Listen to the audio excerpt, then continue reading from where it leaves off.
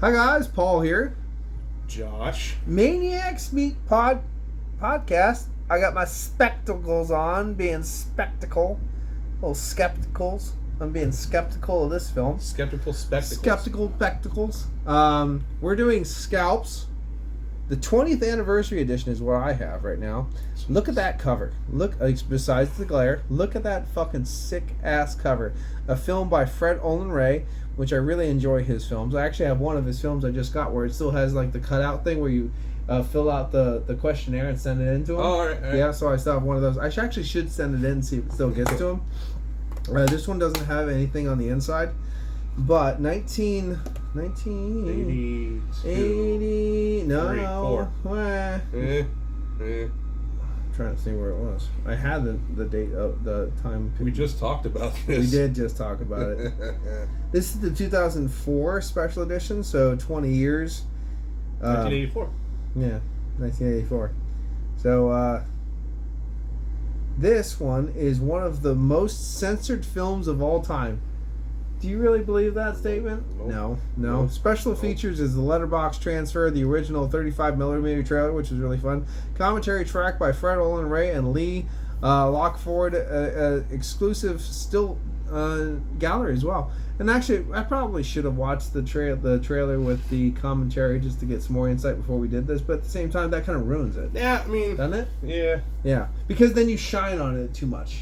There can't be much to be said because I looked it up online for little quirks and tips and tricks, and I love there wasn't this. much to be said. Relentlessly morbid is the best way to describe this gruesome tale of retribution from beyond the grave. Relentlessly morbid. This is really rarely seen. The Texas Chainsaw Massacre has a film evoke such a deep emotion in the viewer since the Texas Chainsaw Massacre. This is a time period where they would lie to you. They would. Because realistically, they want to sell the Texas Chainsaw Massacre. It's 1989, 1990. Yeah. You're at the video rental place. You want to get a quick sale off the shelf. You see that. You're picking it up just based I'm picking off it this. up. I'm picking it up, yeah. You know what this looks like? I would have saw this on a van. Yes. Back in the 80s, driving around. It's like you said, Full Chase Conquest. Yeah. But with Native American shit. Yeah. Like it's an automatic sell. I love this. I want this as a shirt. This is a great cover. It's so colorful. It's so. So first time watch for you. What do you think?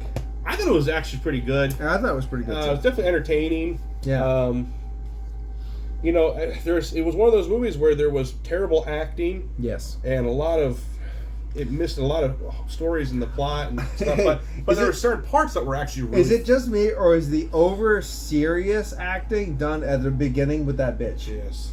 And is that Forrest Ackerman that came in, or was that actually the owner of Famous Monsters that came in at the front?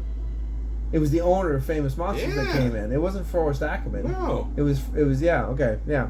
So right at the beginning you have a little cameo, just like The Howling had, with the owner of Famous Monsters there. It was pretty... you need to read a little bit less of this stuff and get on your schoolings. But it was fun. It was a fun little thing. I'm glad Fred Olen Ray did that. Now, that the superintendent bitch that was kind of saying, like, you can't take this trip right now, and that's why he was delayed. She was the most over-serious role in the film. Native American at the old trading post there. He was giving the 410s, like, you don't go there. I had this feeling, me personally, that this was the Evil Dead in Scalps with a desert theme. It was kind of the Evil Dead with a desert theme. Like, it was done before, so they just did it in this setting. However, I will tell you that the desert setting is very crazy. The desert setting in this film, it gives you a different vibe. It is very ominous in the way it is. Fun fact, filmed on Alice Cooper's land. Alice Cooper's land is very ominous, the desert. The desert has a way of being a little bit more mysterious and ominous, and can kill and is known to kill people in various different ways. It is a weird thing about. I think about the desert because it's so easy to get lost because everything looks the fucking same. It's always hot and then it's always dry, cold. It's hot. It's cold. It's dry. You're gonna die. Definitely something you would fuck with. Here's the thing: is like the forest can be creepy, but the forest can be home for everything. Yep. The desert has its mainstay of people that call it home, animals, insects, and stuff like that. and some people in the Where's the Pueblo and stuff like that. But the desert has this kiss me or kill me vibe to it. Yep. You know what I mean? Like it's a no joke place. Did you get a Hells Have Eyes kind of vibe for it for a little bit? A little bit there, yeah, but very, very subtle. I would go more Evil Dead. Oh yeah, no, Evil Dead more because Dead. of the old this and this, and like when she's Oh. like, you can see hear the drums and like, where are they coming from? From hell. Yeah. You know what I mean? Like, yeah, but they didn't believe in hell, so a little crazy. From hell. I love the fact that it was the evil that's Alien Dead right there. That picture, that's not a Scalps picture. Oh, is it really? Yeah, it's Alien Dead. That's the picture from Alien Dead. Now, I don't know if they used it in Scalps first or something like that, but that is totally in the cover of Alien Dead. That's weird. Yeah, that picture is totally from Alien Dead. And that's a great film. I love Alien Dead. I think we did it on the podcast. Yes, we did. Yes, we did. Before we get too far into this, I want to say this before I forget. There's actually a master copy out there of the director's cut, because when they filmed this and shipped it away to distributors, the distributors were not happy with the film. So they cut stuff out and added stuff. Maybe this is the most censored film of all time. So maybe this might be the most censored film, because I know the But distributors... where's the film then? I don't know. No one ever said it online. But like, there's somewhere floating around. There's a master copy of I'm this. gonna hashtag Fred Olin Ray in this. And like, yo, what the fuck? Where's the original? Do you have the master? Because I guess it would be a different movie then. Because they said the distributor did not like the film, so they added and cut stuff out. Thank God there's tits in this film. It really saved it too, because there's a lot of times I go, please shut her tits. Well, tits. I have a tits factor, goddammit. And if there's no tits, it takes the whole film down. If there's a little tits, it brings the film up. It's just one of those things. You can have like a 10 out of 10 film, but if there's no tits in it, it's gonna become an 8 out of 10 film. Yeah. It's one of those things. It'll never become an 11 if there is tits, but it won't be a 10 out of 10 if there's no. Tits are like the sugar for the medicine. Yeah, it's like, it's a really bad movie. Can we name some films with no tits that are still 10 out of 10s? I can. Well, it's very rare, but you really have to think about it. Throw some in there quick. Ravenous. Okay. That's I got one. pretty much the only way I can think of. Ghostbusters 2. No. It's not even close to a 10. It's not even an 8. Wow, that's usually a fucking 8. Oh, maybe an 8, but it's not a 9. I'll give it a 9.5. I would say Ghostbusters is a 9. And then, regular... No, Ghostbusters 2 Ghostbusters didn't have Glenn Fry singing on it. Ghostbusters 2 did. Oh, so they're both 9s. In my opinion, I'll give them both 9s. That's nice. It's a good And thing. Janine Melnitz would have pulled those boobies out. Oh my God, I would have gave that 11. Yeah. Yeah. Hardcore. And Yeah. Potts boobs fucking... Oh, wow, you just came up in the world for me. Yeah. Yeah, exactly. Something else would have too. Absolutely. Yep, I would have popped my popcorn bucket off by somebody in my lap. Whoa, what happened? Tits came out. We should make that movie. Mm-hmm. She's still hot too. The Cumbusters. Cumbusters. Yeah, so this one's pretty good. And the Scalps, like it's hard to look at it, but if you look at a female's hair, that's supposed to be a scalp he's holding. But if you look at it, it's more or less like pulling energy from the earth or a volcano or something like that, but it's supposed to be a scalp. I mean, you could probably do a better depiction of a scalp, honestly. He kind of looks like Conan too. He does. He's like, oh, what is best in life? That later on became the governor of California. Yep. To crush your enemies, see them done before you, and get the tacos from the women. Tacos. That's tacos. Do get the payana from the women. I like the fact that there's that guy right there, right here, like amidst the chaos, and he's at the beginning of the film and he's at the end of the film, and that's it. And he gets shot in the eye. We watched the trailer before we actually watched the movie, so calm down. But Relax. We watched the trailer too, and we thought it was really weird that they kind of gave away like the end of the film in the trailer. Kind of weird. Do you think they anticipated you not knowing that though? Absolutely. Maybe that was a drawing point. Like, oh, look at this Well, the weird thing fucking... is, the people that see the trailer are not going. They didn't have the internet back then. No. Like that's the thing is with a lot of people, film reviewers and stuff. Like we couldn't just go back and watch it over and over again if we didn't have a copy of it. If we went and saw it, see it in the drive-in or something. We just redo it, redo it. Like, I mean, cinema was around too, but if you see it in the cinema, you can't just rewatch it. I mean, I'm 40 now, so I remember the days where you couldn't just rewatch something because you wanted to. Like, it wasn't going to be on TV, or, you know, you couldn't just get it on the internets or whatever, or DVD-R it like a lot of people can today. So, do you think that made it to theaters, or was that direct to film? I would say that some theaters got this. I would, personally. Yeah. It's not bad. A product of the early 1980s slasher horror movie craze, Scalps succeeded in wild fashion as a gritty, in-your-face, no-budget gore fest that transcended the genre to become a unnerving exercise in terror. Ooh, terror. Like I said, it's very Evil Dead-esque. Yes. And it's in the desert, which is creepy as it could be. However, I don't know about you, but they did spend a lot of time on the people saying stupid things. Yeah. Like, I like the We need bad dialogue. I mean, well, she got scared the one time, and she's like, I don't know what scared me, but we're all gonna die. Wait, what? So you had no idea what scared you, but you were very certain that we're all gonna die. That's a very odd statement. The one guy said, it's still damp, it's still wet, or whatever. He goes, well, the ground is very damp because the desert is very well known for damp ground. I was thinking about that on the side. I go, I wonder if the science is even remotely accurate in any of this. There's damp ground is well known in the desert, because it's not. I'm just saying, like, well, you know, it's well known for damp ground because, of course, the down was damp because, you know, there you go. The down is gramp. The gramp is down. The gramp is down. We have a gramp down. Gramp well, down. That was almost happened if that old Native American guy didn't find a seat. Gramp would be down. There you go. But what do you think of the film overall? I mean, yeah, it's good. I liked it. I'm gonna do this. Are we doing this with the rating now? Yeah, overall, just overall. Overall, I think it's a good movie. It's definitely entertaining. It kept my interest. We've talked about a lot shittier films on here. Mm-hmm. So, yeah, no, it's definitely a good fucking film. I would definitely recommend it.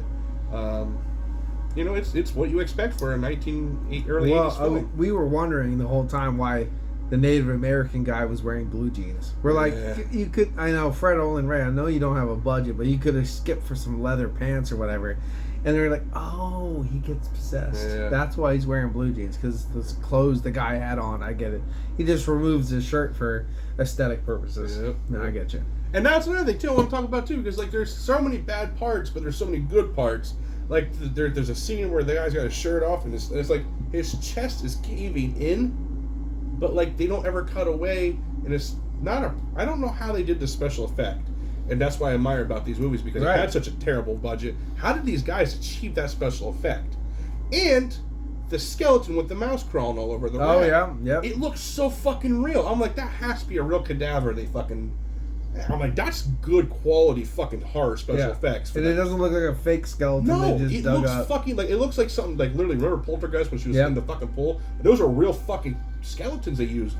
It's like the same concept. It's like, man, they had to use a real cadaver. How in Poltergeist did they get permission to use real cadavers? I have no fucking idea. But where are they? Because I want some. That one, you know, her reaction was all natural. Yeah. She's like, ah! When she was in there and all this popped out, they're like, hey, those are real. They're real bodies. And she's like, no, get me the fuck out. Yeah. She's really screaming. I'm going to get Spanish influenza. Oh, my God. That movie was so cursed. I'm surprised she didn't. Mm-hmm. Well, nobody else survived. I wonder where Judd T. I was Nelson going to say, like, life. Judd T. Nelson's film career never survived after Poltergeist. I really like Coach, by the way. I just want to say that. Coach was good. I really like Coach. And I'm not... Here's the funny thing is, you know, I really like Coach, right? Yeah. I am not a sports fan at all. I like Judd T. Nelson, though. He was I a good just actor. like Coach. I just really liked it. I don't know what I don't like sports or anything, but I like Coach. And I was in that glorious little state in my life where it's like, well, you can watch Coach or nothing. I'll watch Coach. Or Chips. I mean, oh no, see, the Love Boat and Chips was already off by then. Oh, you didn't watch the reruns? No, it was the same channel. And I'm not going to watch Chachi. Chachi. You know what I mean? Like, I'm not going to watch Eric Estrada. I'm going to watch Coach. That's good.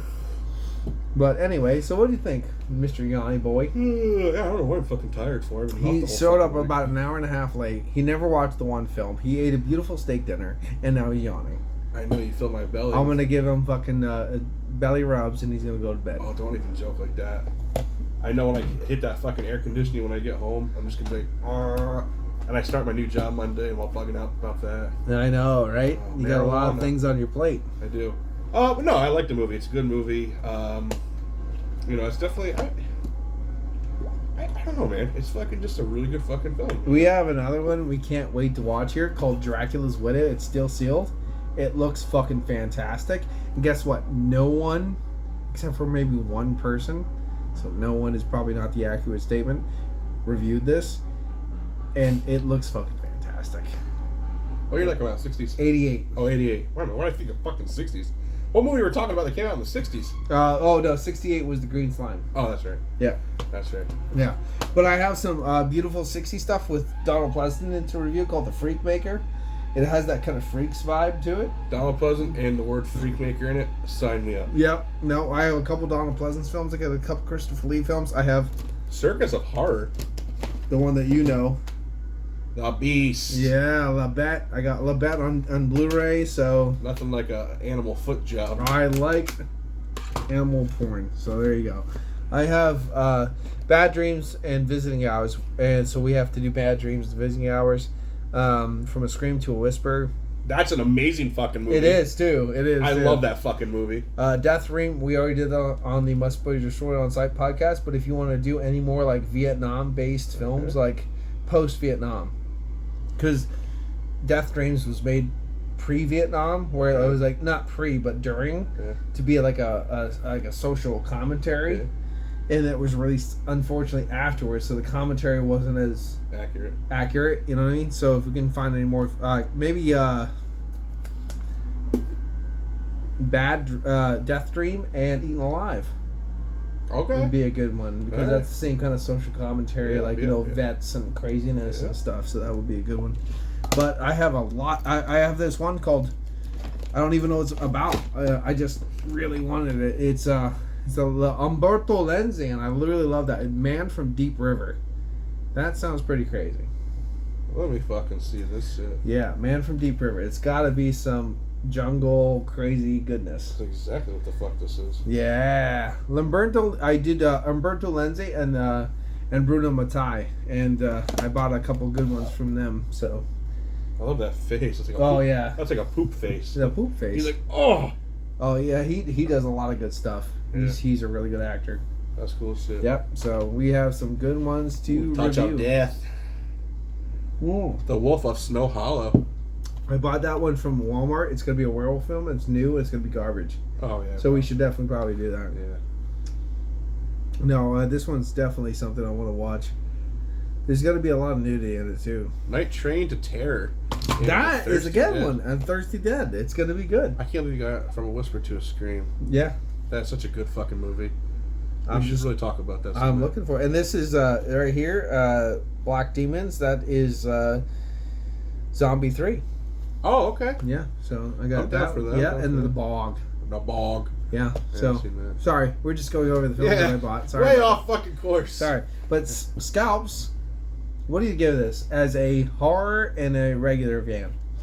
So as a horror fan, a die-hard horror fan, I give that a fucking. I give it a 7 out of 10. I was gonna say I hope you say 7 because that's where I'm gonna throw it. Yeah, I'm gonna go for a 7 out of 10, and for your fucking average fucking bandwagon, I'll say a 3 out of 10. We are simpatico. Yeah. 7 and 3. That's exactly where I was gonna put it. 3 out of 10 for the average movie voyeur. Well, that's a different thing. Well, voyeur. Voyeur is a different. Voyeurism. It's a different. We're gonna have to go back to the best. Or Emmanuel in America, which has a big eating scene like that. But yes, 7 out of 10. I think that is apropos for Scalps. Scalps is a very fun film. I think the more diehard people would enjoy it way more than the average horror film, but the horror lover will definitely give this one a 7 out of 10. And like I said, it has so many. I want that as a poster. I wanted, like you said, a shirt, a Yeah. poster. That is some cool fucking box art. That's the shit I would have rented just for that. Yeah. I This would is be like, yep. box art fucking... And the thing, this is a DVD, of course, but a lot of the new age Blu-rays are coming out with box art that is just mind-boggling. Yeah. They're getting back into it, I noticed. Mind-boggling box art. The Howling box art, for example, is just mind-bogglingly good. You know what I mean? Yep. And like the Howling back in the day went for very kind of like old school, simple, simplistic, and now the Blu-ray is just off the chart. So, Scalps, 1984, 7 out of 10 overall for the horror. 3 out of 10 for the average moviegoer. If you're an average moviegoer, you wouldn't be watching this anyway. If you're a horror fan, definitely do check it out. This has been Paul. Josh. ManiacsMeat Podcast. Cheers. Bye-bye. Watch that finger. Oh.